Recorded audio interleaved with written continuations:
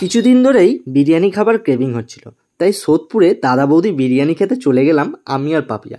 দুজন মিলে ওখানে গিয়ে দেখলাম বিশাল লাইন রয়েছে ভেতরে, তাই চিন্তা করলাম যে একটা পার্সেল নিয়ে নেবো। তাই এখান থেকেই একটা পার্সেল অর্ডার করলাম। একটা মাটন নিয়েছিলাম, একটা চিকেন নিয়েছিলাম। তো এখানে এসে দেখলাম এই যে হাঁড়ি থেকে এরকম বড় গদা সাইজের একখানা চিকেন বের করে দেখাচ্ছে আমাকে, বললো এটা চলবে তো?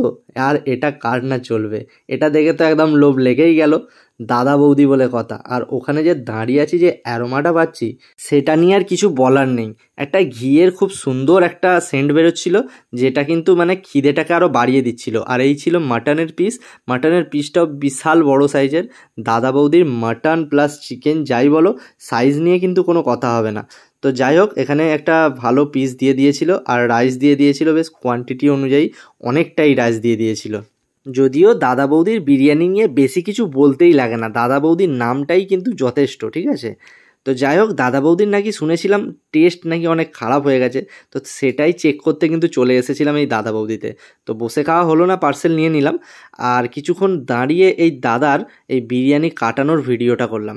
নিমিষের মধ্যে মানে কয়েকশো মানে বিরিয়ানি পুরো প্যাকিং করে দিয়ে দিল। তোমাদেরকে বলে বোঝাতে পারবো না এই গরম অবস্থায় কিভাবে এর মধ্যে হাত ঢোকাচ্ছে। ওর সামনে দাঁড়িয়েই কিন্তু আমি ঘেমে যাচ্ছি পুরো। আর এই দাদা নিমিষের মধ্যে হু করে একদম মানে পার্সেল করেই যাচ্ছে। তো তোমাদের কার কার এই দাদা বৌদির বিরিয়ানি খেতে ভালো লাগে অবশ্যই কমেন্ট করে জানিও।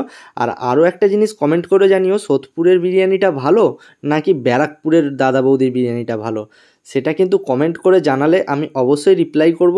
আর তোমাদের সামনাসামনি কোথাও যদি ভাইরাল বিরিয়ানির দোকান থাকে তো সেটা অবশ্যই অ্যাড্রেসটা দিও, তাহলে কিন্তু তোমাদের পছন্দ মতো দোকানে গিয়ে আমি ব্লগ বানাবো। সব থেকে প্রথম যখন আমরা দাদা বৌদি বিরিয়ানি খেয়েছিলাম, তো এই সোদপুরের এই ব্রাঞ্চটাতেই কিন্তু আমরা দাদা বৌদি বিরিয়ানি ফার্স্ট খেয়েছিলাম। তো এই বিরিয়ানি কিন্তু আমার সোদপুরে মানে ব্যারাকপুরের থেকে কিন্তু সোদপুরের বিরিয়ানিটা আমার খুবই ভালো লাগে, তাই আবারও সোদপুরে কিন্তু এসেছি এই ব্লগটা বানাতে। দাদা বৌদির বিরিয়ানি কিনতে এসে এখানে তো ব্লগ বানাচ্ছি, তো এখানে দাঁড়িয়ে দাঁড়িয়ে যেটা আমি পর্যবেক্ষণ করলাম যে চিকেনের থেকে মাটনের সেলটা কিন্তু এখানে বেশি। চিকেন বিরিয়ানি যত না নিচ্ছে তার থেকে বেশি কিন্তু এখানে মাটন বিরিয়ানিটা বেরোচ্ছে। দাদা বৌদিতে এর আগে কিন্তু আমরা চিকেন বিরিয়ানি খাইনি, তাই একটা চিকেন বিরিয়ানির পার্সেলও নিয়েছি, একটা মাটন বিরিয়ানির পার্সেলও নিয়েছি। তাই আজকে চিকেন আর মাটন দুটোই ঘরে গিয়ে জমিয়ে খাবো দুজন মিলে, আর আপনাদেরকে বলবো কোনটা ভালো। আমাদের বিরিয়ানি পার্সেল কিন্তু রেডি হয়ে গেছে। তো এই দাদা হাসি মুখে আমাদের হাতে বিরিয়ানিটা তুলে দিল, আর আমরা নিয়ে চলে এলাম ঘরে। তো তোমরা দেখলে দাদা বৌদি বিরিয়ানি আমরা সোদপুর থেকে নিয়েছি। দাদা বৌদি সোদপুর হোক বা ব্যারাকপুর, ঠিক আছে, দাদা বৌদি তো দাদা বৌদিই হয়। তো উল্টে দেখে নিচ্ছি এটা কি আছে। ও সেই তেল চপচপে ব্যাপারটা দাদা বৌদি থেকে আর যাবে না। এটা কিন্তু চিকেন বিরিয়ানি। এই দেখো, এই হচ্ছে এত বড় সাইজের একটা চিকেন, মানে একটা গোটা থাই কিন্তু দিয়ে দিয়েছে, প্লাস এতটা রাইস। আর দাদা বৌদি মানে রাইস তোমরা টাচ করলেই বুঝতে পারবে যে কতটা সফট।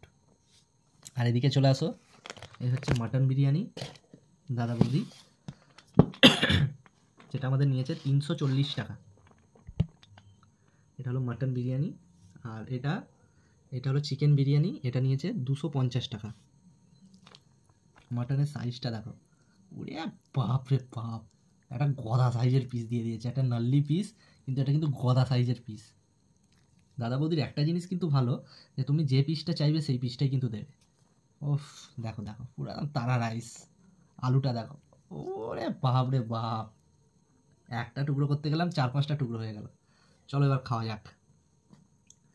একটু চিকেন, একটু রাইস, এখান থেকে একটু মাটন নিলাম, মাটনের কোয়ালিটিও সেই।